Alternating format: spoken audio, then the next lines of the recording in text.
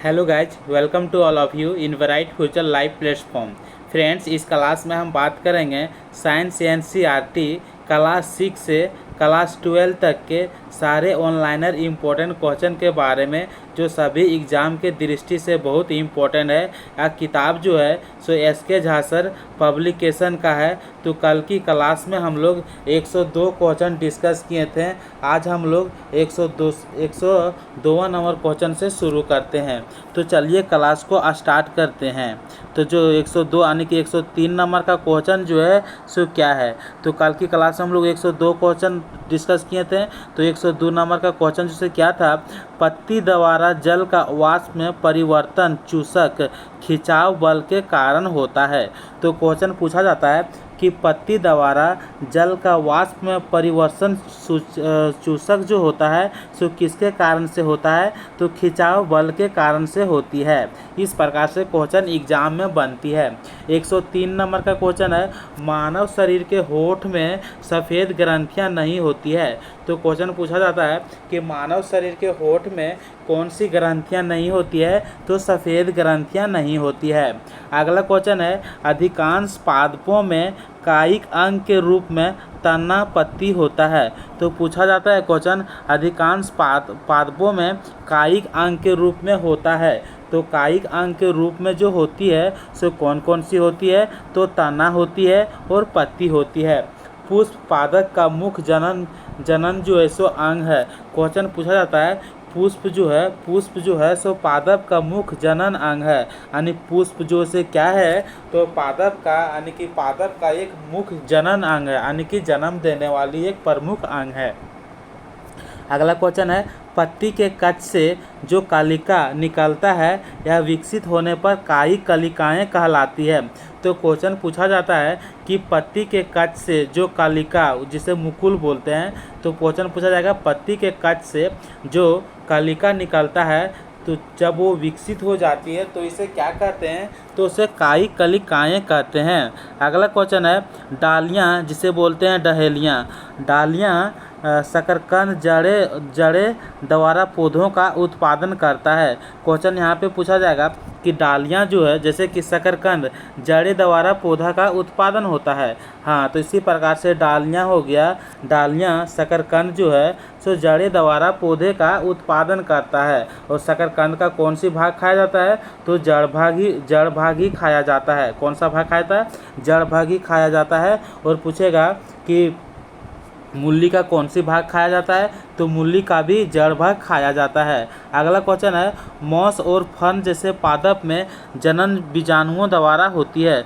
तो क्वेश्चन पूछा जाएगा कि मॉस और फर्न जो से क्या है, एक प्रकार की पादप है। तो इसका प्रजनन जो होती है से किसको द्वारा, जनन जो होती है से किसके द्वारा होती है, तो बीजाणुओं के द्वारा होती है। तो क्वेश्चन पूछेगा कि मॉस और फर्न जैसे पादप में जनन होती है, जनन बीजाणुओं द्वारा होती है। किसके द्वारा होती है, बीजाणुओं द्वारा होती है। अगला क्वेश्चन है, मक्का, पपीता, ककड़ी, खीरे एक लिंगी पौधा तथा सरसों, गुलाब और पुटूनिया उभयलिंगी पौधा का उदाहरण है। तो क्वेश्चन पूछा जाता है कि एक लिंगी पौधा का उदाहरण कौन सी है और उभयलिंगी पौधा का उदाहरण कौन सी है। तो एक लिंगी पौधा का जो उदाहरण जो है सो कौन सी है, तो मक्का हो गया, पपीता हो गया, ककड़ी हो गया, खीरा हो गया, ये किसके अंदर आता है, एक लिंगी पौधे का उदाहरण है। लेकिन उभयलिंगी पौधे का उदाहरण पूछे तो सरसों हो गया, गुलाब हो गया और पिटूनिया, ये उभयलिंगी पौधे का उदाहरण है। यह क्वेश्चन जो से एग्जाम में बार बार पूछा जाता है, तो इसको आप लोग जरूर इसको दिमाग में बैठा लें कि उभयलिंगी पौधा कौन कौन सी है। तो उभयलिंगी पौधा जो से सरसों है, गुलाब है और पिटूनिया है। अगला क्वेश्चन है, निषेचन के पश्चात अंडाशय फल में तथा बीजांड बीज में विकसित होता है। तो यहाँ पे क्वेश्चन पूछा जाएगा कि निषेचन के पश्चात अंडाशय फल में, यानी जब क्वेश्चन पूछता है कि निषेचन के पश्चात अंडाशय फल में तथा बीजांड जो है बीज में विकसित होता है। अंडाशय कहाँ पे विकसित होता है, तो फल जो होती है, बोलता है जब निषेचन हो जाता है तो निषेचन के पश्चात अंडाशय कहाँ पे, फल में, अंडाशय यानी कि फल में अंडाशय तथा बीजांड कहाँ, बीज में विकसित होता है। तो इस प्रकार से क्वेश्चन पूछा जाएगा कि निषेचन के पश्चात अंडाशय जो है, अंडाशय फल में तथा बीजांड कहाँ पे विकसित होता है, तो बीज में विकसित होता है, और अंडाशय कहाँ यानी कि फल में विकसित होता है। अगला क्वेश्चन है, निषेचित अंडा उगमज कहलाता है तथा उगमज जो है जायगोट का विकास कहाँ पे होती है, तो निषेचित अंडा जो है, निषेचित अंडा को हम लोग क्या कहते हैं, युग्मज कहते हैं, तथा उगमज जो जायगोट का विकास होता है वो कहाँ पे होती है, तो भ्रूण में होती है। कहाँ पे होती है, भ्रूण में होती है। यह भी क्वेश्चन जो है बहुत इंपॉर्टेंट है। अगला क्वेश्चन है 112 नंबर की, क्योंकि ये क्वेश्चन जो है बार बार पूछा जाता है कि जायगोट का विकास जो है कहाँ होती है, तो भ्रूण में होती है। अगला क्वेश्चन यहाँ पे पूछा जा रहा है, अंडाशय एक से अनेक बीजांड का उदाहरण है। अंडाशय जो है एक से अनेक बीज का उदाहरण है, तो पूछेगा एक से अनेक बीजांड का उदाहरण है तो कौन है, अंडाशय है। अंडाशय एक से अनेक बीजांड का उदाहरण है। अगला क्वेश्चन है, परागकणों का परागकोश से वर्तिका तक स्थानांतरण होती है, उसे हम लोग क्या कहते हैं, तो जब परागकणों का कहाँ से जाती है, परागकोश से कहाँ से जाती है, परागकोश से जब वर्तिका तक पहुँचती है, कहाँ से, परागकोश से जब वर्तिका तक पहुँचती है तो उसे हम लोग परागन कहते हैं। क्या कहते हैं, परागन कहते हैं। तो क्वेश्चन पूछा जाता है, जब परागकणों का परागकोश से वर्तिका तक पहुँचती है, यानी परागकण जब परागकोश से वर्तिका तक पहुँचती तो उसे क्या कहते हैं, तो परागकण कहते हैं। अगला क्वेश्चन है, साधारण लोलक का अध्ययन जो होती है, साधारण लोलक का अध्ययन सर्वप्रथम किसने किया था, तो साधारण लोलक का अध्ययन जो किया था सो सर्वप्रथम किसने किया था, तो गैलीलियो ने किया था। किसने किया था, गैलीलियो ने किया था। अगला क्वेश्चन है, जब किसी तार से विद्युत धारा प्रभावित किया जाता है तो वह तार तप्त हो जाती है, या विद्युत धारा का उसमय प्रभाव कहलाता है। तो क्वेश्चन पूछेगा क्योंकि यह सो एनसीईआरटी क्वेश्चन है, एनसीईआरटी क्लास से, यानी कि जितना भी क्लास 6 से क्लास 12 तक का है एनसीईआरटी से साइंस से। तो पूछा जा रहा है क्वेश्चन, जब किसी तार से विद्युत धारा प्रभावित किया जाता है तो वह तार जो से क्या हो जाती है, यानी कि तप्त हो जाती है, अतः यह विद्युत धारा का उसमय प्रभाव कहलाता है। तो क्वेश्चन इस प्रकार से पूछ सकता है कि जब किसी तार से विद्युत धारा प्रभावित किया जाता है तो वह तार क्या होती है, वह तार तप्त हो जाती है, और इसी को जब वो तप्त हो जाती है तब विद्युत धारा का या उसमय प्रभाव कहलाती है। अगला क्वेश्चन है 116 नंबर का। 116 नंबर का क्वेश्चन क्या बता रहा है, विद्युत धारा के उसमय प्रभाव की खोज किसने किया था, तो विद्युत धारा का उसमय प्रभाव का खोज जो किया था से किसने किया था, जूल ने किया था। रासायनिक प्रभाव का खोज किसने किया था, तो रासायनिक प्रभाव की खोज जो किया था सो फ्राइडे ने किया था। विद्युत धारा के चुंबकीय प्रभाव का खोज किसने किया था, तो विद्युत धारा के चुंबकीय प्रभाव का खोज जो किया था सो एच.सी. आस्टर्ड ने किया था। तो क्वेश्चन जो से इम्पोर्टेंट है, बहुत ही इम्पोर्टेंट है, विद्युत धारा का उसमय प्रभाव की खोज किसने किया था, तो जूल ने किया था। रासायनिक प्रभाव की खोज किसने किया था, तो फ्राइडे ने किया था। विद्युत धारा के चुंबकीय प्रभाव की खोज किसने किया था, तो एच.सी. आस्टर्ड ने किया था। समतल दर्पण द्वारा बना प्रतिबिंब किस प्रकार की होती है, तो समतल दर्पण द्वारा बना प्रतिबिंब जो होती है सो काल्पनिक होती है। प्रतिबिंब को पर्दे पर प्राप्त नहीं किया जा सकता है। प्रतिबिंब को क्वेश्चन पूछा जाएगा कि क्या प्रतिबिंब को पर्दे पर प्राप्त किया जा सकता है, तो नहीं किया जा सकता है, क्योंकि समतल दर्पण द्वारा बना प्रतिबिंब जो होती है सो किस प्रकार की होती है, काल्पनिक होती है। अगला क्वेश्चन है, केवल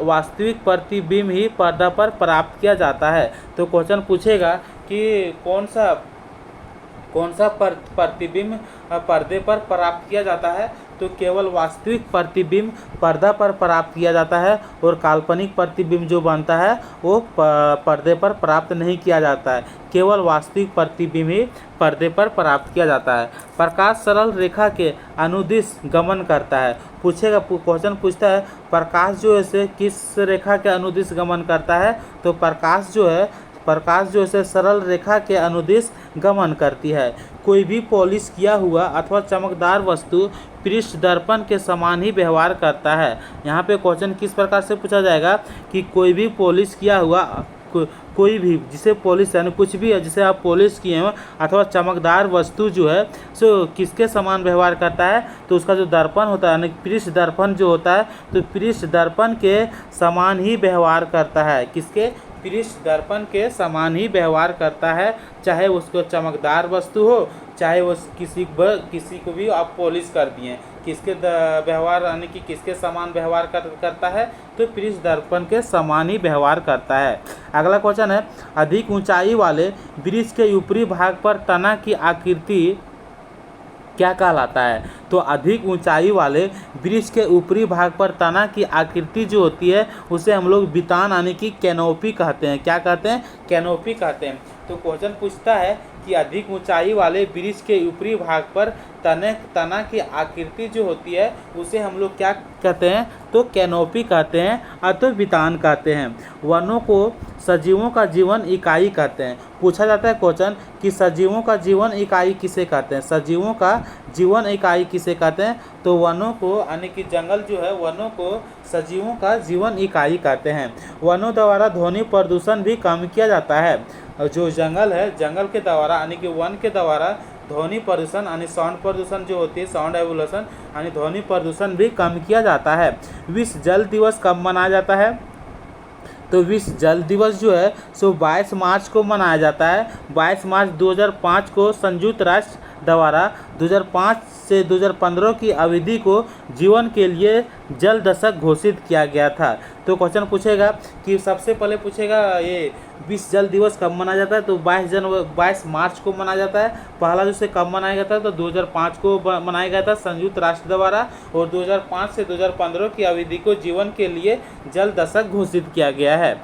बड़े और छोटे पाइपों के जाल को क्या कहते हैं? यानी कि बड़े और छोटे पाइपों के जाल को हम लोग क्या कहते हैं? तो उसे हम लोग सीवर कहते हैं। क्या कहते हैं? सीवर कहते हैं। तो अब हम लोग 126 नंबर क्वेश्चन कंप्लीट किए हैं। अब हम लोग किस में और चलते हैं? 127 नंबर का क्वेश्चन। 127 नंबर का क्वेश्चन जो इसे क्या बोल रहा है, तो देखते हैं 127 नंबर का क्वेश्चन क्या बोल रहा है। यहाँ पे आ गया 127 नंबर का क्वेश्चन, हैजा, टाइफॉइड, पोलियो, मेनिंजाइटिस, हेपेटाइटिस और पेचिस इत्यादि जो है जल प्रदूषण के कारण होता है। तो यह क्वेश्चन जो है बहुत ही इम्पोर्टेंट है, और ये क्वेश्चन से जितना भी जल प्रदूषण के कारण जितना भी होता है सब यहीं पे एक ही बार में यानी कि एक ही लाइन में क्लियर कर दिया है।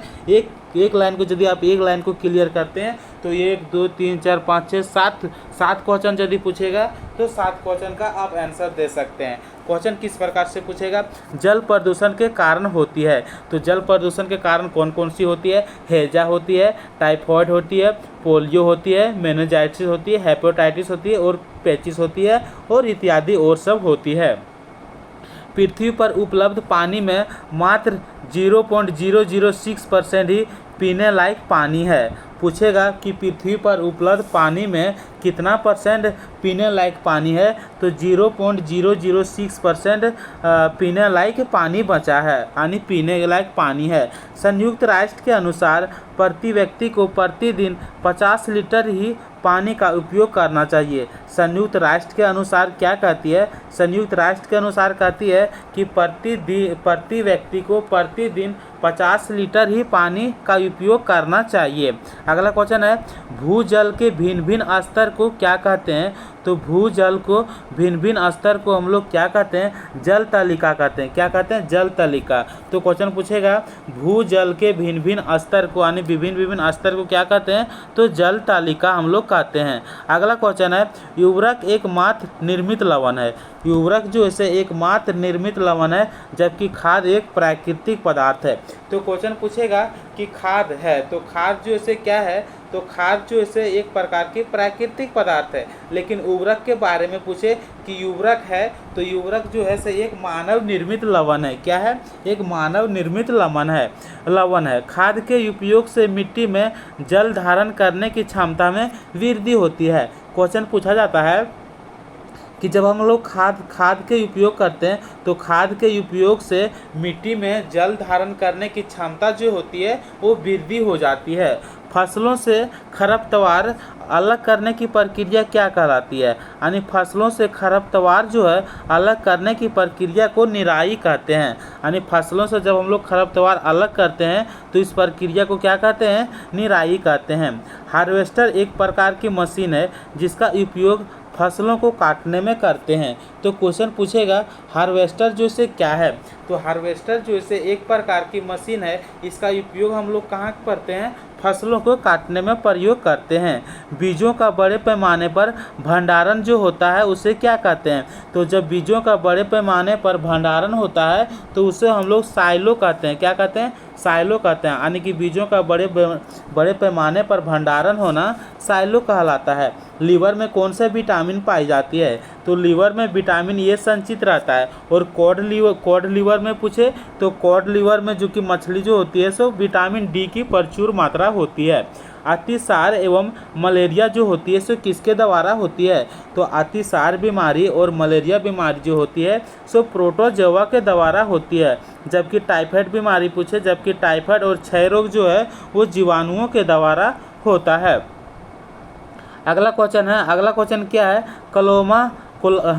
क्लोमाइडोमोनास और अस्पाइगरो जो है से क्या है? तो एक प्रकार की ये सब शैवाल है। यानी क्लोमाइडोमोनास हो गया और क्या हो गया? अस्पाइरोगायरा जो है से क्या हो गया?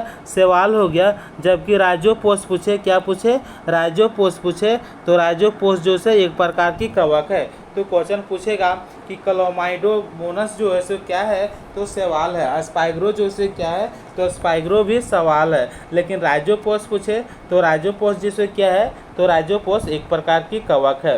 जीवाणु एवं यीस्ट चावल के आटे के किण्वन में सहायक होती है। तो पूछेगा जीवाणु एवं यीस्ट जो है सो चावल के आटे के किण्वन में सहायक होती है। तो पूछेगा चावल के आटे के किण्वन में कौन सा जीव यानी कि कौन सा सहायक होता है? तो जीवाणु और यीस्ट जो है सो चावल के आटे के किण्वन में सहायक होता है, जिससे क्या बनती है? इडली और डोसा बनती है। क्वेश्चन पूछेगा कि आटे के किण्वन में सहायक होती है तो कौन होती है? जीवाणु और यीस्ट होती है। उससे क्या बनती है? तो इडली और डोसा बनती है।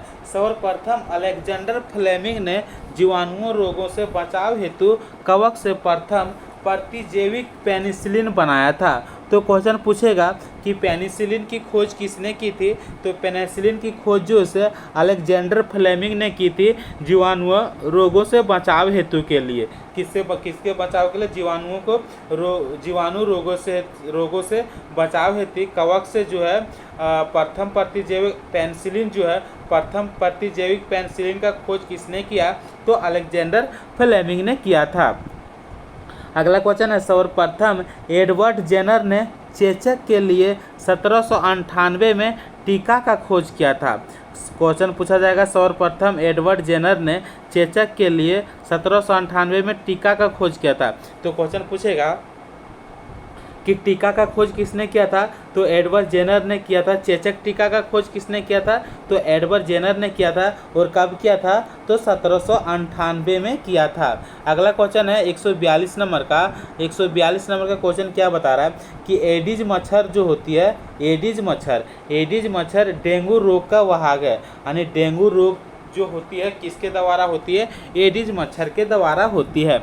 मादा एनोफिलीज किसके द्वारा होती है? तो मादा एनोफिलीज जो है सो किसके द्वारा होती है? मलेरिया रोग का वाहक है। तो मलेरिया रोग किसके द्वारा होती है? तो मादा एनोफिलीज मच्छर जो होती है उसी के द्वारा क्या होती है? मलेरिया रोग होती है। रॉबर्ट कोच ने सन 1875 में बेसिलस एंथ्रेसिस नामक जीवाणु की खोज की जिससे एंथ्रेक्स रोग होता है। तो क्वेश्चन पूछेगा कि बेसिलस एंथ्रेसिस नामक जीवाणु की खोज किसने किया था? तो रॉबर्ट कोच ने किया था। कब किया था? 1875 में किया था। तो बेसिलस एंथ्रेसिस जो जीवाणु है उससे कौन रोग होता है? तो एंथ्रेक्स रोग होता है। नींबू में कैंकर रोग यानी नींबू में कौन सा रोग होती है? कैंकर रोग होती है। तो किसके कारण होती है? तो जीवाणु के द्वारा होती है। यानी कि नींबू में पूछेगा नींबू में कौन सी रोग होती है? तो कैंकर रोग होती है। किसके कारण से होती है? तो जीवाणु के कारण से होती है। अगला क्वेश्चन है गेहूं में रस्ट रोग कवक से होता है। तो क्वेश्चन किस प्रकार से पूछ सकता है कि गेहूं में कौन सा रोग होता है, तो गेहूं में रस्ट रोग होता है, और रस्ट रोग किसके कारण से होती है, तो कवक के कारण से होती है। भिंडी में पीत रोग होती है, किससे, वायरस से। तो क्वेश्चन पूछेगा कि भिंडी में कौन सी रोग होती है, तो भिंडी में पीत रोग होती है, और वो पीत रोग किससे होती है, तो वायरस से होती है। अगला क्वेश्चन है, खट्टे पदार्थ के संरक्षण के लिए नमक का उपयोग किया जाता है। तो क्वेश्चन पूछा जाता है कि खट्टे पदार्थ के संरक्षण के लिए किसका उपयोग किया जाता है, तो खट्टे पदार्थ के संरक्षण के लिए नमक का उपयोग किया जाता है, यानी कि सोडियम क्लोराइड का उपयोग किया जाता है, जिसे बोलते हैं नमक बोलते हैं। क्या बोलते हैं, नमक बोलते हैं। अगला क्वेश्चन है, खाद्य पदार्थ के संरक्षण के लिए सोडियम बेंजोएट तथा सोडियम मेटावाइसल्फाइड का उपयोग किया जाता है। खाद्य पदार्थ के संरक्षण के लिए किसका उपयोग किया जाता है, तो सोडियम बेंजोजाइट तथा सोडियम मेटावाइसल्फाइड का उपयोग किया जाता है। जैम, जेली एवं स्क्वैश का संरक्षण किसके द्वारा किया जाता है, तो जैम हो गया और जेली हो गया और स्क्वैश हो गया, इसका संरक्षण जो करते हैं सो चीनी के द्वारा करते हैं। किसके द्वारा करते हैं, चीनी के द्वारा करते हैं। अगला क्वेश्चन है, विषाणु केवल परपोषी जैसे जीवाणु होते हैं, पादप या जंतु में गुणन करते हैं। विषाणु जो होती है, विषाणु केवल क्या होते हैं, परपोषी जैसा जीवाणु होते हैं, जो क्या करते हैं, पादप या जंतु में गुणन करते हैं। तो क्वेश्चन पूछेगा विषाणु किस प्रकार की जीवाणु है, तो ये जो है जैसे कि जीवाणु हो गया, पादप या जंतु में गुणन करते हैं, तो ये विषाणु जो से परपोषी जैसे होती है, केवल परपोषी जैसे। मलेरिया जो से प्रोटोजोआ द्वारा होती है, किससे द्वारा होती है, प्रोटोजोआ के द्वारा जो होती है सो मलेरिया होती है। तो क्वेश्चन पूछेगा कि प्रोटोजोआ के द्वारा क्या होती है, मलेरिया होती है, तथा कीट द्वारा फैलता है। किसके द्वारा फैलता है, कीट द्वारा फैलता है। अगला क्वेश्चन है, सूरज का प्रकाश, वायु इत्यादि अक्षय ऊर्जा का स्रोत है। यहाँ पे बोला जाता है, क्वेश्चन पूछा जाता है कि सूरज का प्रकाश और वायु और इत्यादि और सब है अक्षय ऊर्जा का, यानी कि अक्षय ऊर्जा का स्रोत है, ये जो से कभी समाप्त नहीं हो सकता है।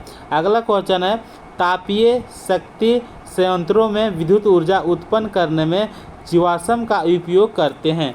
तापीय शक्ति संयंत्रों में विद्युत ऊर्जा उत्पादन करने में किसका उपयोग करते हैं, यानी कि कोयला का उपयोग करते हैं। जीवाश्म यानी कि कोयला का उपयोग करते हैं तापीय शक्ति संयंत्रों में विद्युत ऊर्जा का उत्पादन करने के लिए। अगला क्वेश्चन है, अगला क्वेश्चन क्या है, मृत वनस्पति के धीमे प्रक्रम द्वारा कोयले में परिवर्तन को कार्बनीकरण कहते हैं। मृत वनस्पति यानी कि मृत वनस्पति, मरा हुआ जो लकड़ी वगैरह है, धीमे प्रक्रम कोयले में परिवर्तन जब हो जाती है तो उसे क्या कहते हैं, तो कार्बनीकरण कहते हैं। कोल हो गया, कोलतार हो गया और कोल गैस कोयले से प्राप्त किया जाता है। तो क्वेश्चन पूछेगा कोयले से प्राप्त किया जाता है, तो कोल प्राप्त किया जाता है, कोलतार प्राप्त किया जाता है और कोल गैस प्राप्त किया जाता है।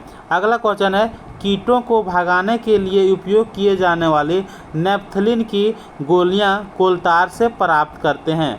अगला क्वेश्चन आप पूछ सकता है कि कीटों को भगाने के लिए उपयोग किए जाने वाले जो होती है नेपथलीन जो होती है, कीट को भगाने के लिए किसका प्रयोग करते हैं, नेपथलीन की प्रयोग करते हैं। तो नेपथलीन की गोलियां जो होती है इसे कहाँ से प्राप्त करती है, तो कोलतार से प्राप्त करते हैं। किससे प्राप्त करते हैं, कोलतार से। और कोलतार किससे प्राप्त करते हैं, कोयला से प्राप्त करते हैं।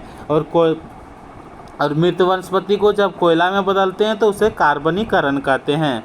अगला क्वेश्चन है, तो हम लोग अगला क्वेश्चन देखते हैं, कोलतार के स्थान पर पेट्रोलियम उत्पाद बिटुमेन का उपयोग किया जाता है। तो क्वेश्चन पूछेगा कि कोलतार के स्थान पर पेट्रोलियम उत्पाद जो है सो बिटुमेन का उपयोग जो होती है सो किया जाता है। तो पेट्रोलियम उत्पाद जो है बिटुमेन का प्रयोग किसके स्थान पर किया जा रहा है, तो कोलतार के स्थान पर किया जा रहा है। अगला क्वेश्चन देखते हैं, 158 नंबर का क्वेश्चन हम लोग देख चुके हैं। अब हम लोग देखते हैं 159 नंबर का क्वेश्चन देखते हैं। तो 159 नंबर का क्वेश्चन जैसे क्या है, तो 159 नंबर में क्वेश्चन को हम लोग देख रहे हैं और देख रहे हैं कि वो किस में क्या बता रहा है। तो चलिए देखते हैं 159 नंबर क्वेश्चन क्या बोल रहा है। तो हम लोग 159 नंबर क्वेश्चन पर फाइनली पहुंच गए हैं। पेट्रोल का उपयोग हल्का चलने वाले गाड़ी तथा डीजल का उपयोग भारी मोटर वाहनों में किया जाता है। तो क्वेश्चन पूछा जा रहा है कि पेट्रोल का उपयोग कहाँ करते हैं। तो पेट्रोल का उपयोग जो करते हैं सो हल्का चलने वाला गाड़ी में करते हैं, लेकिन डीजल का उपयोग कहाँ करते हैं तो भारी मोटर वाहनों में किया जाता है। यानी भारी मोटर वाहनों में किसका प्रयोग किया जाता है, डीजल का उपयोग किया जाता है, और हल्का चलने वाले गाड़ी में पेट्रोल का उपयोग करते हैं। पेट्रोलियम का निर्माण जो होती है सो कहाँ से होती है, तो पेट्रोलियम का निर्माण जो है समुद्र में रहने वाले जीव से हुआ है। पेट्रोलियम का निर्माण समुद्र में रहने वाले जीव से हुआ है। विश्व का सबसे पहला तेल कुआं कहाँ पे है, तो विश्व का जो सबसे पहला तेल कुआं जो है सो पेंसिल्वेनिया है, और कहाँ पे, अमेरिका में 1859 में हुआ था। तो क्वेश्चन पूछेगा कि पेट्रोलियम का निर्माण जो होती है सो कहाँ से होती है, तो समुद्र में रहने वाले जीव से होता है।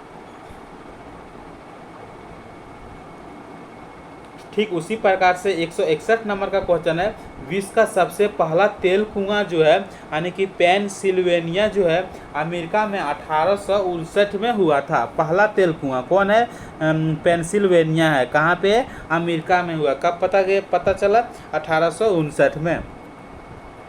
पेट्रोलियम यानी कोयला को काला सोना भी कहते हैं। तो क्वेश्चन पूछा जाता है कि पेट्रोलियम को क्या कहते हैं, तो पेट्रोलियम हो गया और कोयला हो गया, उसे हम लोग काला सोना भी के नाम से जानते हैं। सबसे ज़्यादा ऊष्मीय मान किस में होती है, तो सबसे ज़्यादा ऊष्मीय मान जो होती है सो गैस में होती है, उसके बाद द्रव में होती है, फिर किस में होती है, ठोस में होती है। यानी कि सबसे ज़्यादा ऊष्मीय मान किस में होती है, गैस में होती है, फिर लिक्विड में होती है, फिर ठोस में होती है। लेकिन क्वेश्चन जब पूछेगा कि सबसे ज़्यादा जलन ताप जो होती है सो किस में होती है, तो सबसे ज़्यादा जलन ताप जो होती है सो ठोस में होती है, उसके बाद द्रव यानी लिक्विड में होती है, उसके बाद गैस में होती है। अगला क्वेश्चन है, मैग्नीशियम जल MgO, मैग्नीशियम जल MgO प्लस ऊष्मा प्लस क्या देती है, मैग्नीशियम जल जो हो क्या क्या देती है, तो मैग्नीशियम जल MgO से ऊष्मा और प्रकाश देता है। क्या देती है, ऊष्मा प्लस प्रकाश देता है। कौन, मैग्नीशियम जल देती है। वह न्यूनतम ताप जिस पर कोई पदार्थ जलने लगता है उस ताप को क्या कहते हैं, तो वह न्यूनतम ताप जिस पर कोई पदार्थ भी जलने लगता है उसे हम लोग ज्वलन ताप कहते हैं। अगला क्वेश्चन है, माचिस पर पहले एंटीमनी ट्राइसल्फाइड पोटेशियम हो गया और क्लोरेट हो गया और क्या, तो सफ़ेद फास्फोरस का मिश्रण होता था। क्वेश्चन पूछा जाता है कि माचिस पर पहले क्या क्या होती थी, तो माचिस पर पहले एंटीमनी ट्राइसल्फाइड होती थी, पोटेशियम क्लोरेट होती थी और सफ़ेद फास्फोरस का मिश्रण होता था। अगला क्वेश्चन है, वर्तमान में माचिस पर केवल क्या क्या है, तो वर्तमान में माचिस पर केवल एंटीमनी ट्राइसल्फाइड है एवं पोटेशियम क्लोराइड लगा रहता है। तो अभी लगा रहता है, अभी क्या क्या है, एंटीमनी ट्राइसल्फाइड है और पोटेशियम क्लोरेट है। और पहले क्या क्या था, पहले सफ़ेद फास्फोरस का मिश्रण भी होता था। जबकि माचिस के रगड़ने वाली सतह पर क्या होती है, तो माचिस की सतह पर जो रगड़ने वाली होती है सो कुछ कांच एवं लाल फास्फोरस होता है। क्या क्वेश्चन पूछा जाएगा कि माचिस के रगड़ने वाली सतह पर क्या होती है, तो कुछ कांच और लाल फास्फोरस होता है।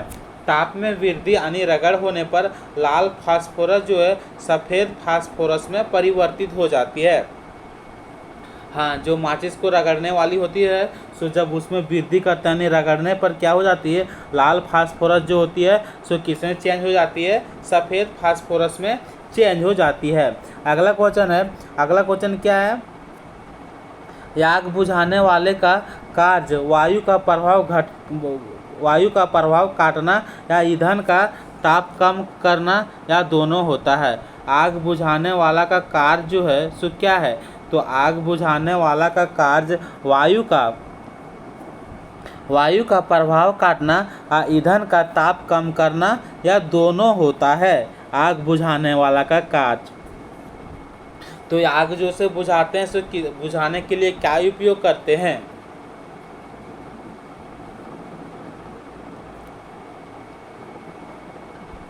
तो इस प्रकार से हम लोग देखते हैं कि जितना है सभी प्रकार के आग बुझाने के लिए हम लोग क्या उपयोग करते हैं, तो कार्बन डाइऑक्साइड को यानी कार्बन डाइऑक्साइड गैस को हम लोग आग बुझाने के लिए उपयोग करते हैं।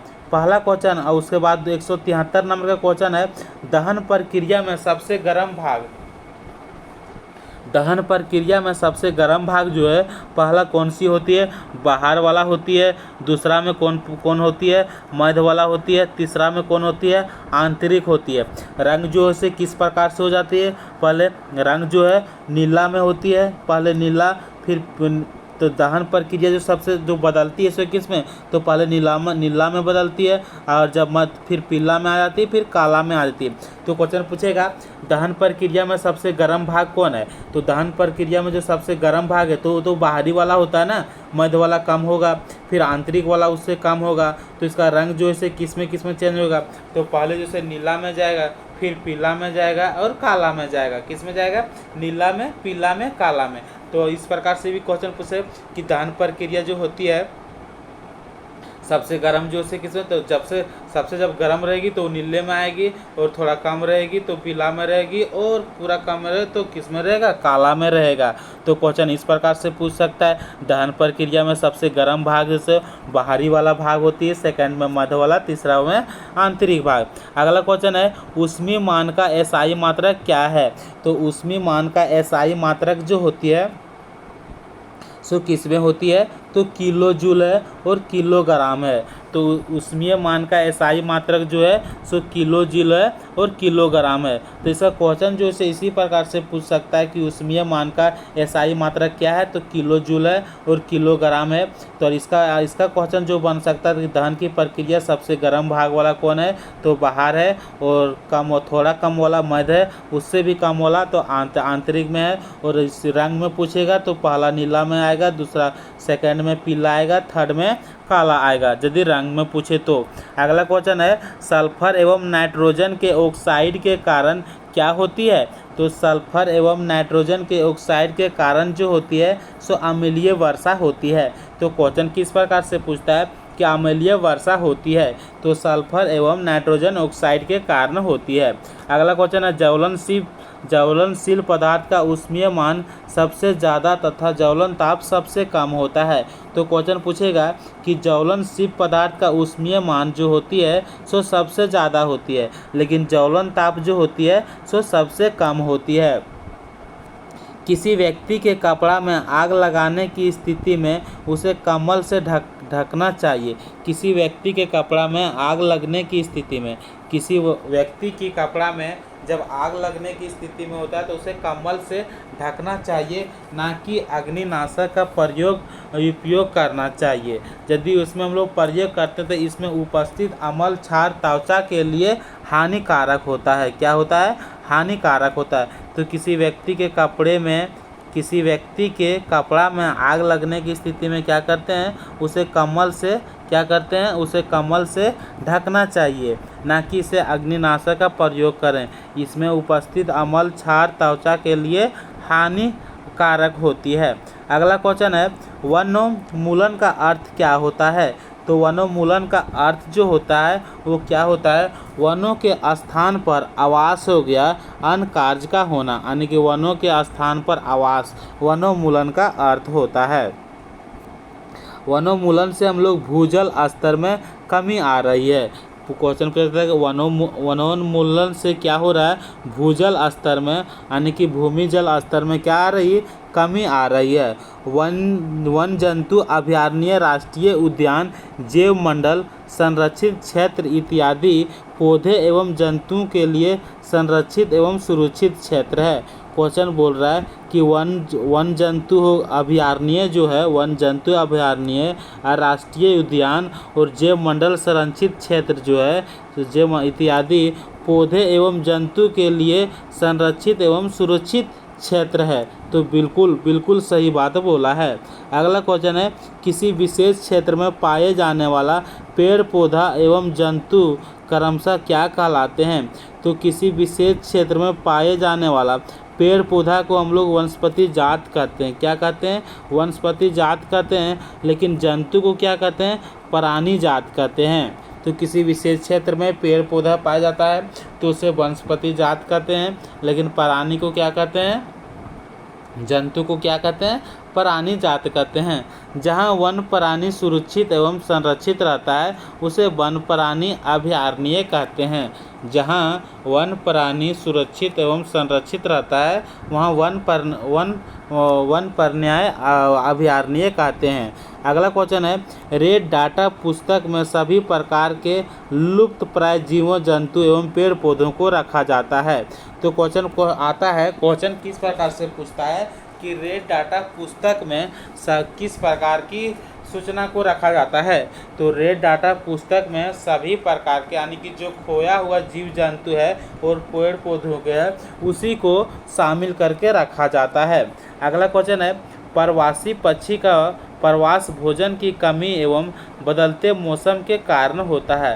प्रवासी पक्षी का प्रवास भोजन की कमी जो होती है, प्रवास भोजन की कमी एवं बदलते मौसम के कारण होती है। तो क्वेश्चन क्या पूछा जाएगा कि प्रवासी पक्षी का प्रवास जो है भोजन की कमी एवं बदलते मौसम के कारण होता है। अगला क्वेश्चन है, प्रत्येक शुक्राणु में कोशिका का समान संगठक पाए जाते हैं।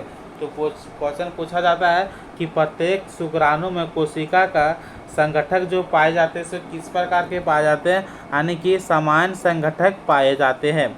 अगला क्वेश्चन है, जनन कोशिका में उपस्थित XX गुणसूत्र का आकार जो होती है सो X बड़ा होती है और Y जो होती है सो छोटा होती है। तो क्वेश्चन जो इससे बन सकता है कि जनन कोशिका में उपस्थित गुणसूत्र जो बड़ा होती है सो X बड़ा होती है और Y बड़ा होती है।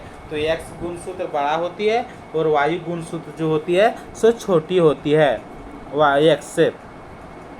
अगला क्वेश्चन है 187 नंबर का क्वेश्चन है। 187 नंबर का क्वेश्चन क्या बोल रहा है, 187 नंबर का क्वेश्चन बोल रहा है, शुक्राणु की तरह अंडाणु भी एकल कोशिका का बना होता है। क्वेश्चन पूछा जाता है शुक्राणु जो है किस प्रकार की कोशिका से बनी होती है। तो शुक्राणु जो है सो एकल कोशिका का बनी होती है। ठीक उसी प्रकार से अंडाणु भी एकल कोशिका का बना होता है। अगला क्वेश्चन है, परखनली शिशु में निषेचन बाहर तथा विकास जो होती है सो अंदर होती है। जब किसी यानी कि जब परखनली शिशु में निषेचन होती है, परखनली शिशु के माध्यम से जब निषेचन होती है तो परखनली शिशु जो होती है उसमें निषेचन बाहर होती है, लेकिन विकास जो होती है सो कहाँ पे होती है, तो विकास जो होती है सो अंदर होती है, लेकिन शिशु में निषेचन जो होती है सो बाहर होती है। तो क्वेश्चन पूछेगा परखनली शिशु में निषेचन कहाँ पे होती है, तो निषेचन जो होती है सो बाहर होती है और विकास जो होती है सो अंदर होती है। अब हम लोग बढ़ते हैं 189 क्वेश्चन नंबर की ओर। तो 189 क्वेश्चन नंबर क्या बोल रही है, किसमें क्या पूछा जा रहा है। तो 189 नंबर का क्वेश्चन देखते हैं, निषेचन के परिणाम स्वरूप उगमनज बनता है जो विकसित होकर भ्रूण में परिवर्तित हो जाता है।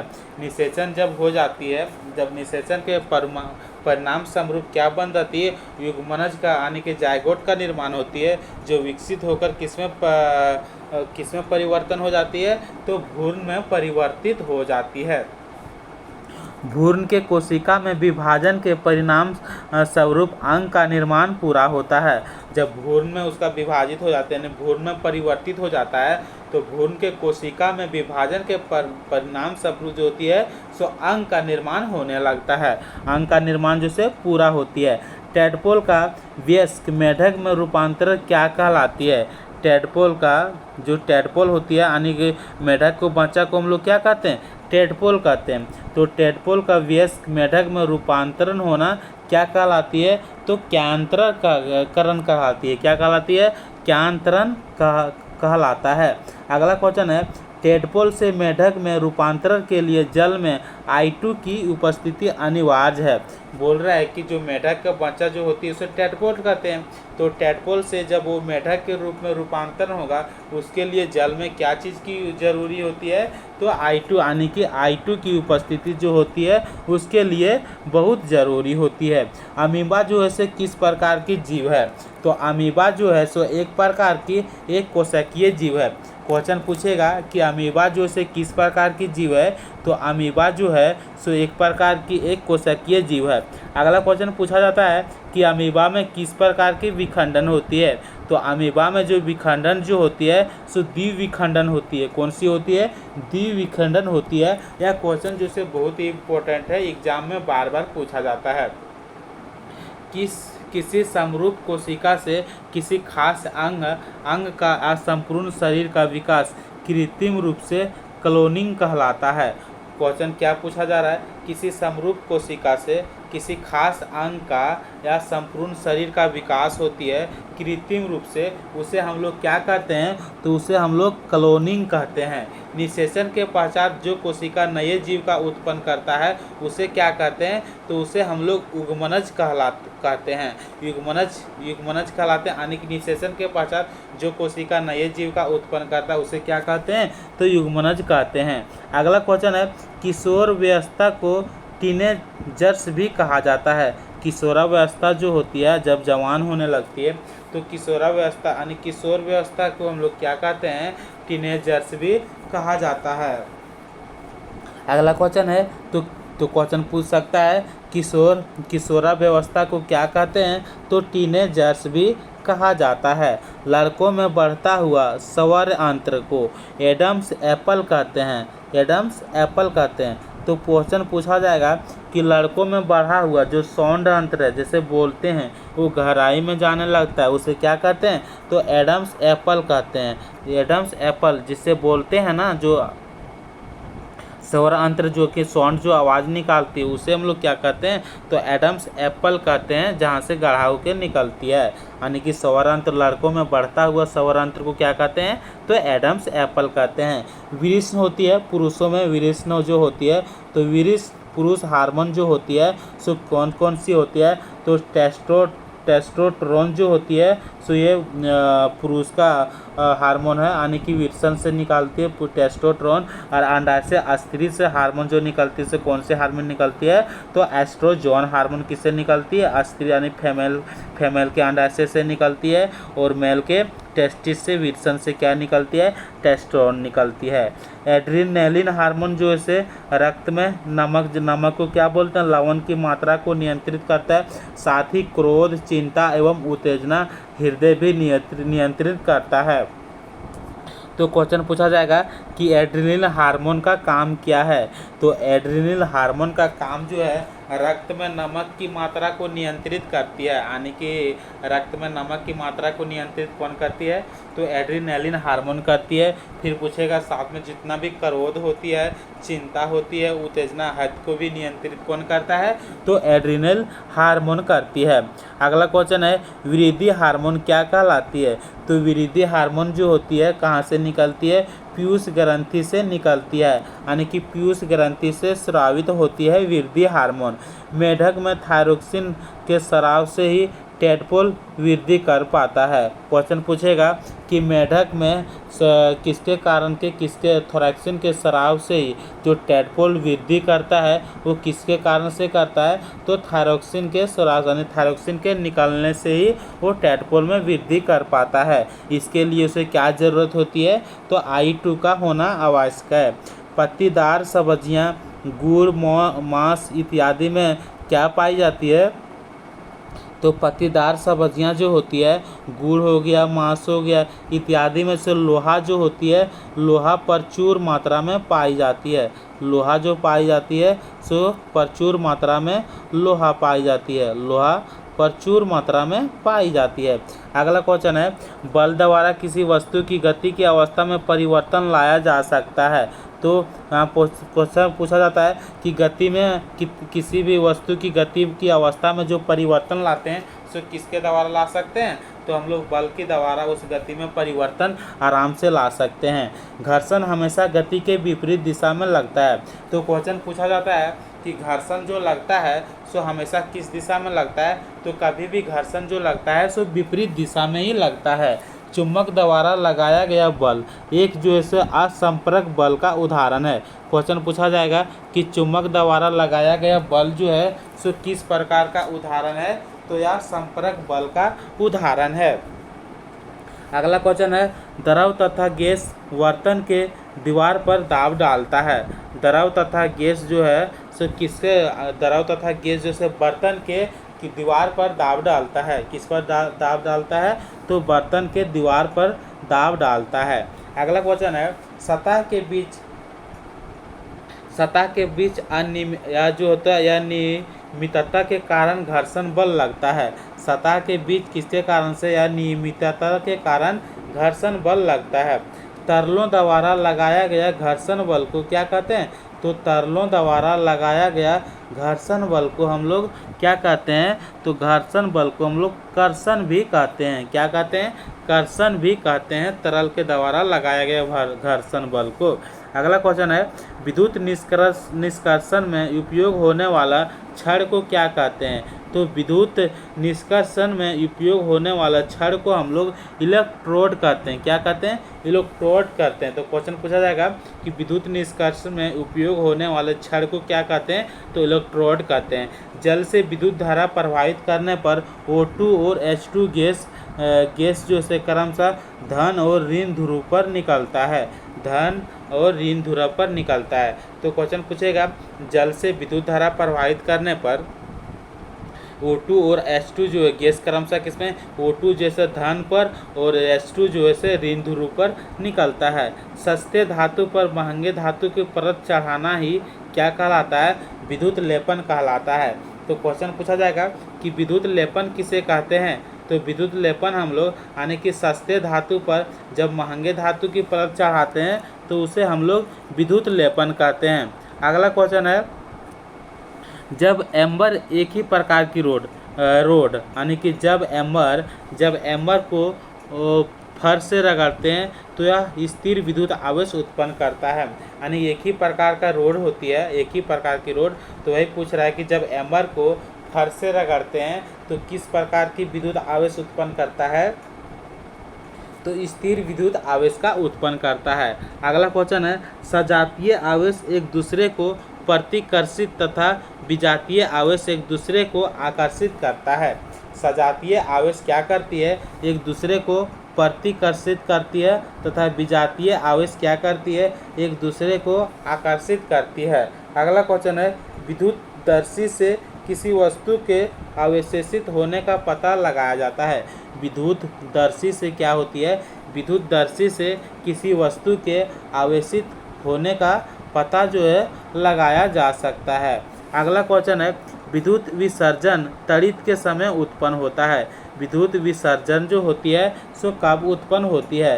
तो विद्युत विसर्जन जो होती है सो तड़ित के समय उत्पन्न होती है। दुर्बल भूकंप क्षेत्र को भ्रंश क्षेत्र भी कहते हैं। क्वेश्चन पूछा जाएगा कि दुर्बल भूकंप क्षेत्र को क्या कहते हैं? भ्रंश क्षेत्र भी कहते हैं। भारत में केंद्रीय हिमालय, समसत पूर्व कच्छ का रण, राजस्थान तथा सिंध गोमा के मैदान तथा दक्षिणी भारत के कुछ भाग दुर्बल भूकंप के क्षेत्र में आते हैं। तो क्वेश्चन पूछेगा कि दुर्बल भूकंप क्षेत्र के अंतर्गत कौन आता है? तो भारत में केंद्रीय हिमालय जो हो गया, समसत पूर्व हो गया, कच्छ का रण हो गया, राजस्थान हो गया तथा सिंध गोमा हो गया। गोमा मैदान जो होता था दक्षिणी भारत के कुछ भाग जो होता है सो दुर्बल किसके अंदर? दुर्बल भूकंप क्षेत्र में आता है। अगला क्वेश्चन है भूपट्टी यानी कि भूपट्टी भूकंप उत्पन्न करने के लिए उत्तरदायी जो होती है सो क्या होती है? तो भूपट्टी जो होती है सो भूकंप उत्पन्न करने के लिए उत्तरदायी प्लेट है। यानी कि भूपट्टी जो है क्या है?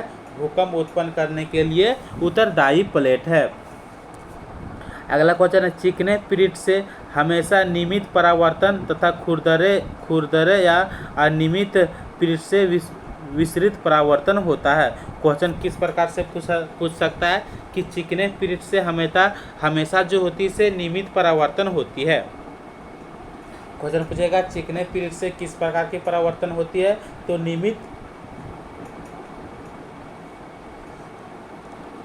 नियमित परावर्तन होती है तथा खुरदरे अनियमित पीरियड से विसरित परिवर्तन होता है। अगला क्वेश्चन क्या है? अगला क्वेश्चन कितना नंबर का है? 249 नंबर का। तो अभी हम लोग कितना नंबर का क्वेश्चन कंप्लीट किए थे? 219 नंबर का क्वेश्चन कंप्लीट किए थे। तो अब हम लोग बढ़ते हैं 220 नंबर क्वेश्चन की ओर। तो 220 नंबर क्वेश्चन जैसे क्या बता रही, यहाँ पे हम लोग देखते हैं 220 नंबर का क्वेश्चन। तो फाइनली हम लोग जो से अब 220 नंबर क्वेश्चन पर पहुँचने वाले हैं। तो 220 नंबर क्वेश्चन पर पहुँच गए हैं। तो पहला क्वेश्चन जो है सो क्या है? पहला क्वेश्चन है, तो 220 नंबर का पहला क्वेश्चन है। तो पहला क्वेश्चन यही बोल रहा है 220 नंबर में, फिर 221 जाएंगे। तो परितारिका नेत्र में प्रवेश करने वाले प्रकाश की मात्रा जो होती है, प्रकाश की मात्रा तथा आँख के रंग के लिए उत्तरदायी होती है।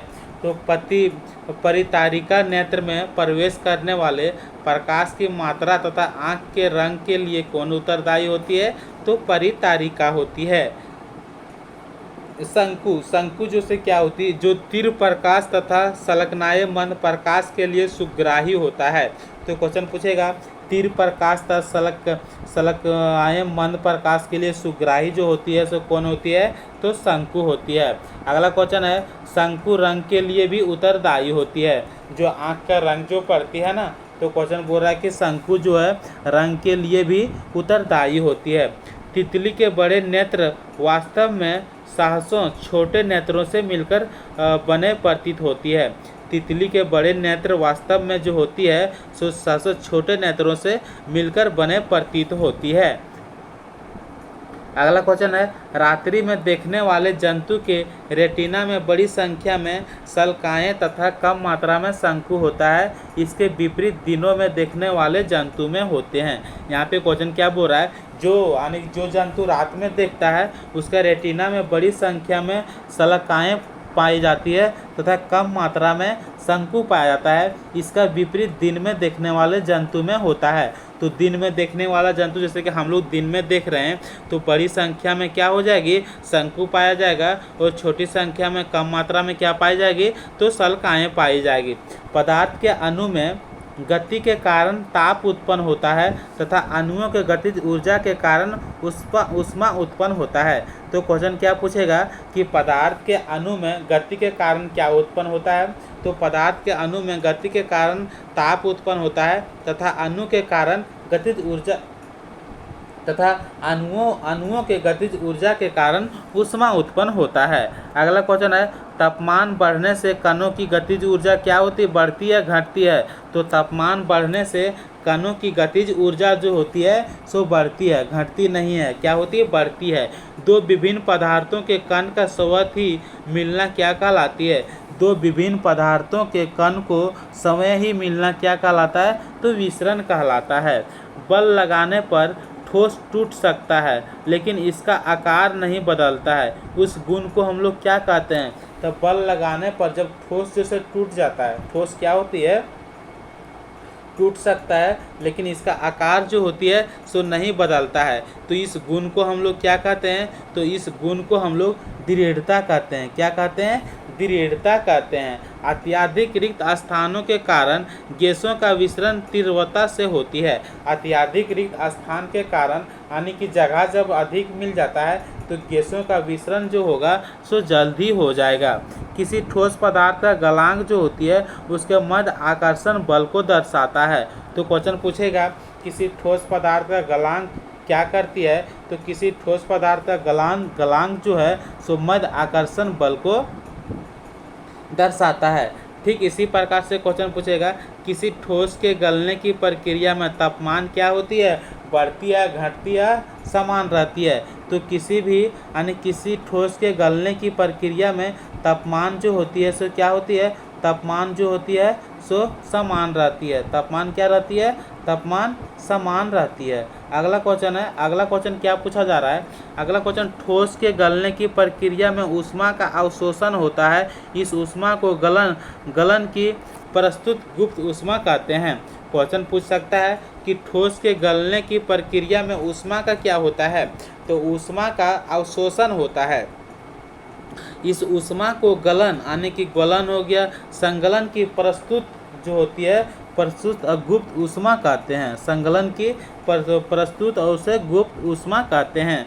तो क्वेश्चन क्या पूछेगा कि ठोस को गलने की प्रक्रिया में ऊष्मा का अवशोषण होता है और इस ऊष्मा को गलन की और संगलन की प्रस्तुत जो होती है उसे हम लोग प्रस्तुत गुप्त जो होती है उसे हम लोग क्या कहते हैं, ऊष्मा कहते हैं। अगला क्वेश्चन है पदार्थ की अवस्थाएं यानी ठोस, द्रव और गैस जो है दाब और तापमान के द्वारा तय होती है।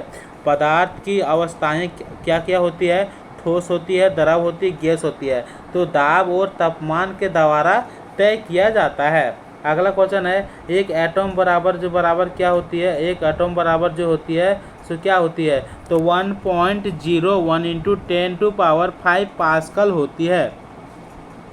अगला क्वेश्चन है क्वथनांक से कम तापमान पर द्रव के वाष्प में परिवर्तित होने की प्रक्रिया को वाष्पीकरण तथा क्वथनांक से ऊपर वाष्प में बदलना वाष्पन कहलाता है।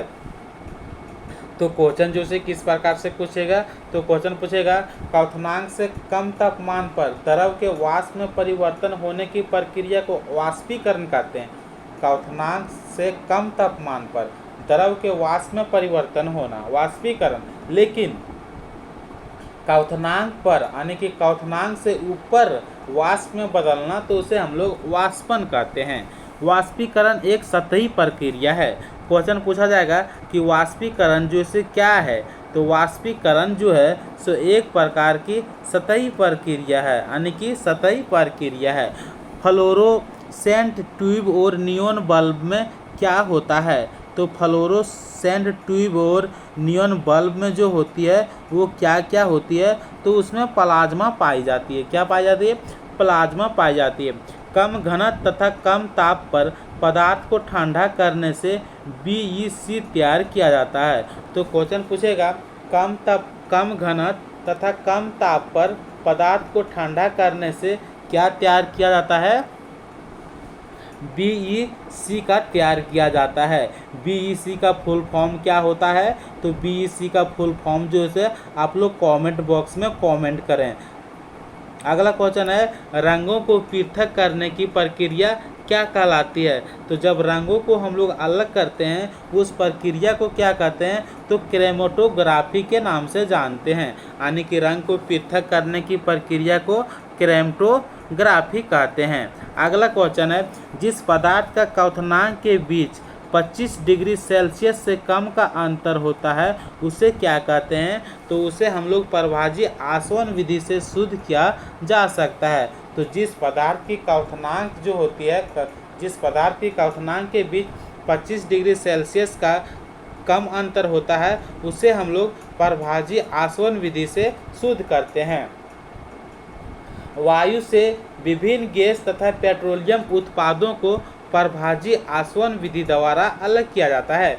तो क्वेश्चन पूछेगा कि वायु से यानी कि वायु से हवा से विभिन्न गैसों तथा पेट्रोलियम उत्पादों को किसके द्वारा अलग करते हैं, तो प्रभाजी आसवन के द्वारा अलग करते हैं।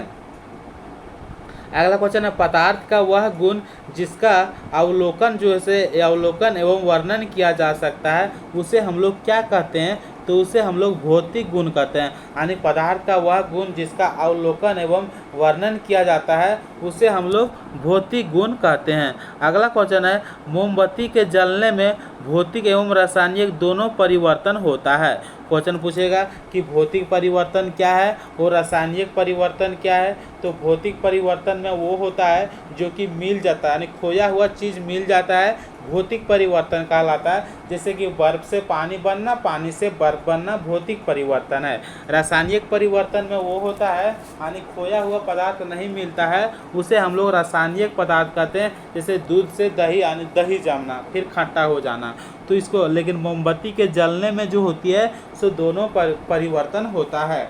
अगला क्वेश्चन है रॉबर्ट बॉयल पहले वैज्ञानिक थे जिन्होंने सन 1661 में सर्वप्रथम तत् शब्द का प्रयोग किया था। तो क्वेश्चन पूछा जाएगा तत् शब्द का प्रयोग किसने किया था, तो तत् शब्द का प्रयोग जो किया था रॉबर्ट बॉयल ने किया था। तत् की परिभाषा किसने दिया था, तो तत् की परिभाषा जो दिया था सर्वप्रथम एंटोनी लॉरेंट लेवोजियर ने दिया था। अगला क्वेश्चन है 246 नंबर का 246 नंबर का तत्व है 92 तत्व जो से प्राकृतिक है, जिसमें 11 तत्व गैस है 2 द्रव अवस्था में पाया जाता है। तो यहाँ पे क्वेश्चन पूछ सकता है कि कितने तत्व प्राकृतिक तत्व है, तो 92 तत्व यानी 92 एलिमेंट जो से प्राकृतिक तत्व है, 11 तत्व जो होती है सो गैस है और दो जो है सो द्रव अवस्था में पाया जाता है।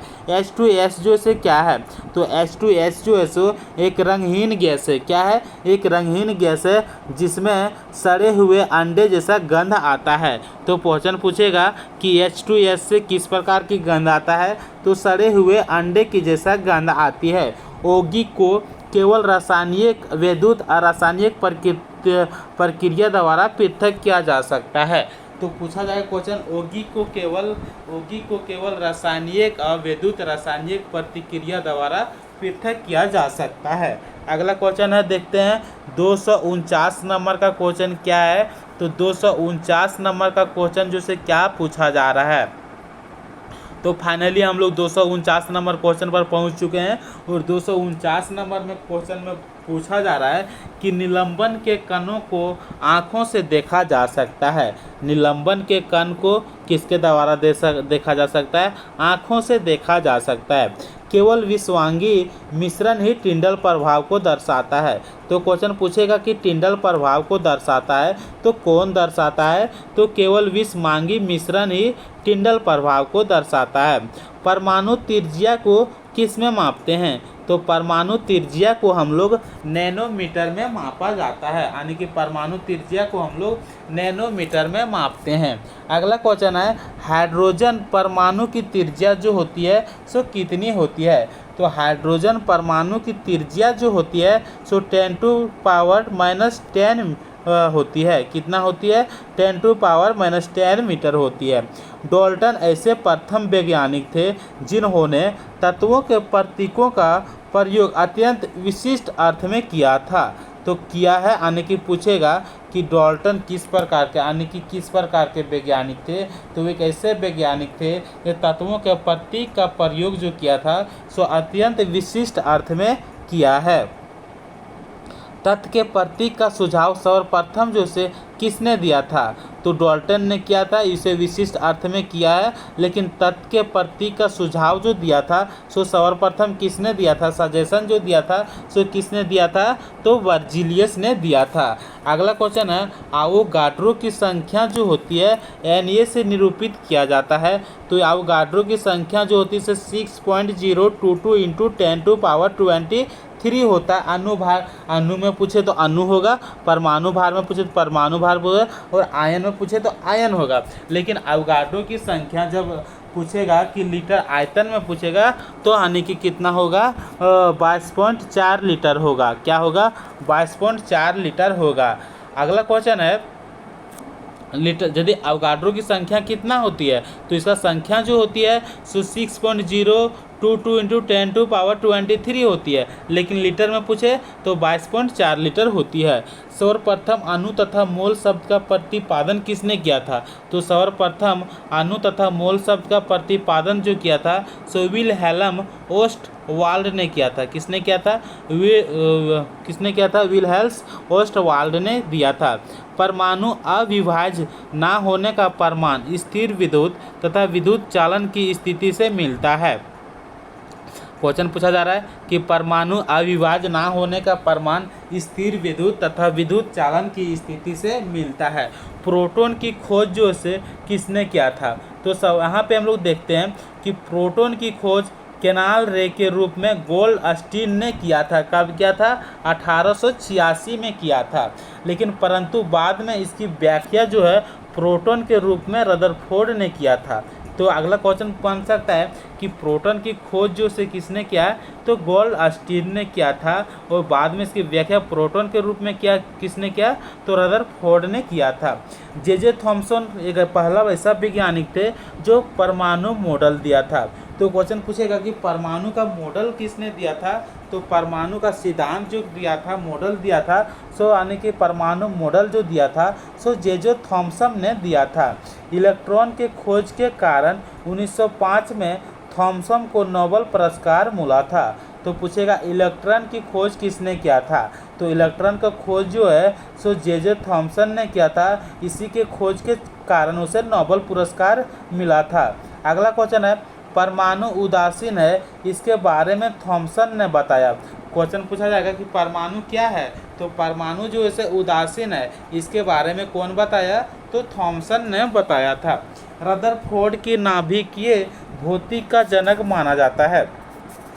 पूछा जाएगा कि भौतिक के जनक किसे माना जाता है, तो रदरफोर्ड को नाभिकीय भौतिक का जनक, यानी कि रदरफोर्ड को नाभिकीय भौतिक के जनक किसे माना जाता है, तो रदरफोर्ड को माना जाता है। रदरफोर्ड ने ही बताया कि परमाणु की त्रिज्या जो होती है सो नाभिक के त्रिज्या के तुलना में 10⁵ गुना बड़ा होता है। इसीलिए नाभिकीय भौतिक का जनक किसे माना जाता है, रदरफोर्ड को माना जाता है, क्योंकि रदरफोर्ड ने ही बताया कि परमाणु की त्रिज्या जो होती है सो नाभिक के त्रिज्या के तुलना में 10⁵ गुना बड़ा होती है। परमाणु की स्थिरता की व्याख्या जो किया सो किसने किया था, तो नील्स बोर ने किया था, उसका परमाणु की स्थिर रहने के बारे में। संयोजकता परमाणु की संयोजन शक्ति कहलाता है। क्वेश्चन पूछा जाता है कि संयोजकता जो होती है, संयोजकता जो होती है परमाणु की संयोजन शक्ति कहलाती है। अगला क्वेश्चन है रदरफोर्ड ने परमाणु की तुलना सौर परिवार से किया है। रदरफोर्ड ने परमाणु की तुलना किस परिवार से किया है, तो सौर परिवार से किया है। रॉबर्ट हुक ने कॉक से मृत, लुवेनहॉक ने तालाब से जीवित कोशिका का खोज किया था। तालाब से जीवित कोशिका, तो क्वेश्चन पूछा जाएगा कि रॉबर्ट हुक ने कॉक से मृत यानी कि कॉक से मरा हुआ कोशिका की खोज किया था, लेकिन लुवेनहॉक ने हो गया ये तालाब से जीवित कोशिका का खोज किया था। रक्त का पंप जो से क्या करती है, रक्त का पंप जो से हृदय करती है। रक्त का पंप जो से कौन करती है, तो हृदय करती है। 270 नंबर का क्वेश्चन है प्लाज्मा झिल्ली, केंद्रक तथा कोशिका द्रव सभी कोशिकाओं का प्रमुख अवयव है। प्लाज्मा झिल्ली हो गया, केंद्रक हो गया तथा कोशिका द्रव जो से सभी कोशिका का प्रमुख अवयव है। अगला क्वेश्चन है कोशिका झिल्ली को वर्णात्मक प्रागमय झिल्ली भी कहते हैं। कोशिका झिल्ली को वर्णात्मक प्रागमय झिल्ली भी कहते हैं।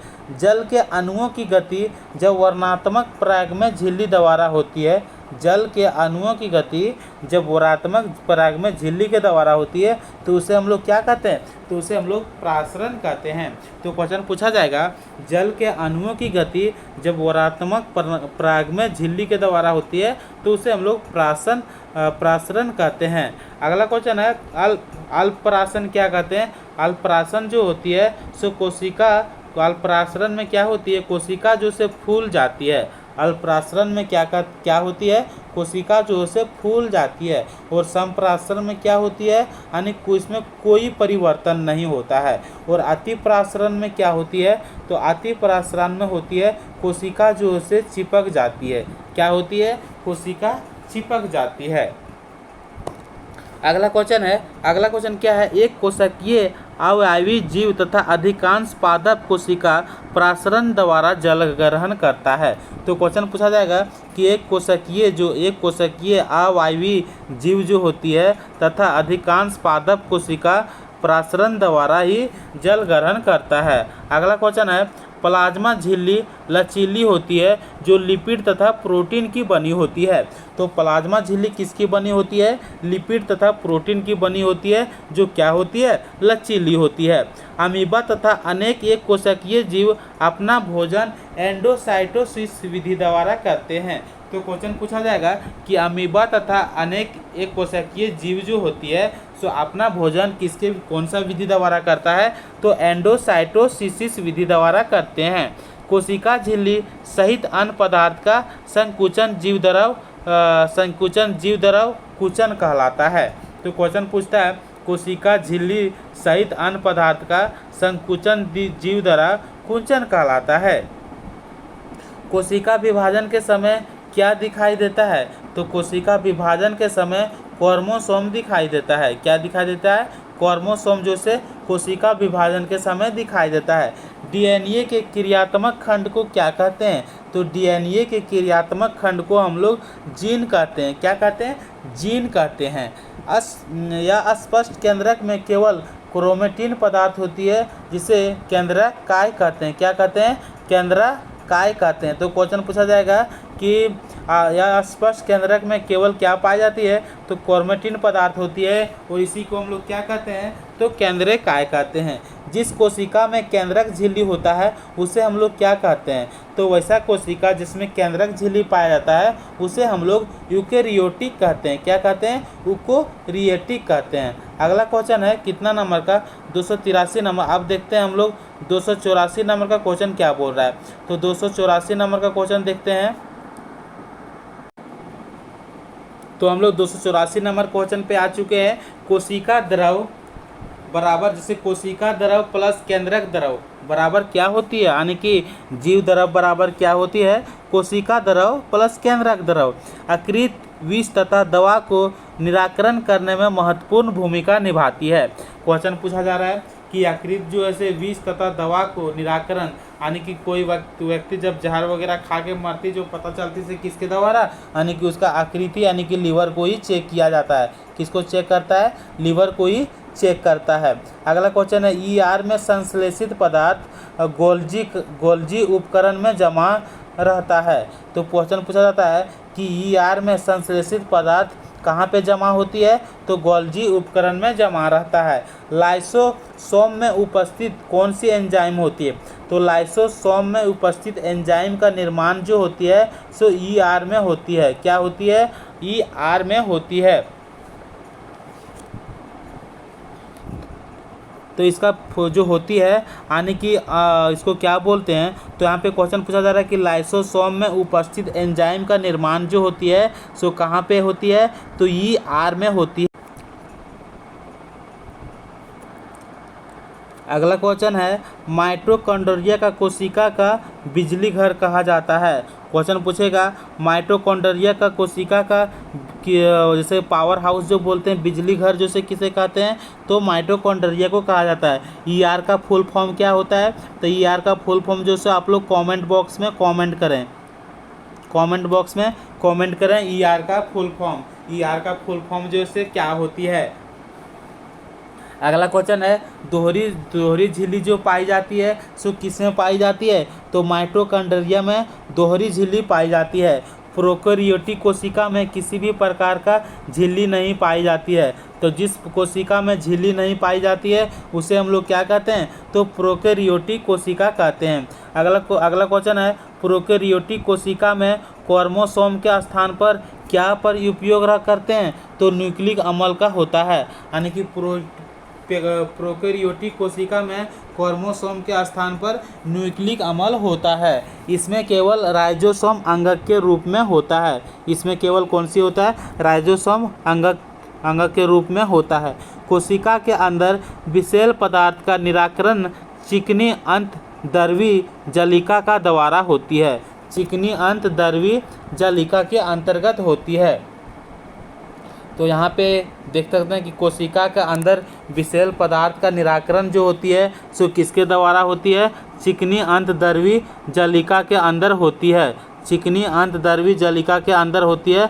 तो चिकनी यानी लाइसोसोम में उपस्थित एंजाइम का निर्माण जो होती है सो कहाँ पे होती है? तो अंतर्द्रवी जो जलिका होती है वहीं पे होती है, उसका फुल फॉर्म होती है। अगला क्वेश्चन है गोल्जी उपकरण जो होती है क्या होती है? गोल्जी उपकरण। तो गोल्जी उपकरण सरल शर्करा को जटिल शर्करा में बदलता है। तो क्वेश्चन इस प्रकार से बनता है कि गोल्जी उपकरण जो है सरल शर्करा को किस में बदलता है? तो जटिल शर्करा में बदलता है। गोल्जी उपकरण का परीक्षण जो होती है सो सिल्वर नाइट्रेट के साथ किया जाता है। तो गोल्जी उपकरण का परीक्षण हम किस प्रकार से कर सकते हैं? तो सिल्वर नाइट्रेट के साथ कर सकते हैं। रक्त जो से क्या करती है? तो रक्त जो है ऑक्सीजन, भोजन, हार्मोन और अपशिष्ट पदार्थ का वहन करता है। तो क्वेश्चन पूछेगा कि रक्त का कार्य क्या होती है? तो रक्त का कार्य जो होती है सो ऑक्सीजन, भोजन, हार्मोन और अपशिष्ट पदार्थ का वहन जो करती है सो कौन करती है? रक्त करती है। रक्त जो से फ्लोएम तथा पेशी ऊतक का उदाहरण है। क्वेश्चन पूछा जाएगा की रक्त जो से किसका उदाहरण है, तो फ्लोएम तथा पेशी उदक का उदाहरण जो है सो रक्त है। विभजयोतक ऊतक में राजधानी नहीं होती है। तो क्वेश्चन पूछेगा राजधानी पाई नहीं जाती, किस में नहीं पाई जाती है, तो विभजयोतक ऊतक में नहीं पाई जाती है। स्क्लेरकाइमा की भित्ति जो होती है से लिग्निन के कारण कठोर होता है। तो पूछेगा स्क्लेरकाइमा की भित्ति जो होती है सो क्या होती है, तो कठिन होती है। स्क्लेरकाइमा की भित्ति जो होती है से कठोर होती है, किसके कारण से होती है, लिग्निन के कारण होती है। वाष्पोत्सर्जन की क्रिया जो होती है किसके द्वारा होती है, तो रंध्र के द्वारा होती है। किसके द्वारा, रंध्र के द्वारा होती है। तो इस प्रकार से आज की क्लास में हम लोग 200 इम्पोर्टेंट क्वेश्चन को रिवीजन किए। तो कल की क्लास में हम लोग क्या करेंगे, 200 यानी कि 301 नंबर की क्वेश्चन से स्टार्ट करेंगे। तो अब हम लोग मिलते हैं नेक्स्ट वीडियो में। और यदि आप लोग को मेरा क्लास अच्छा लग रहा है तो प्लीज़ लाइक करें और सब्सक्राइब करें और शेयर करें।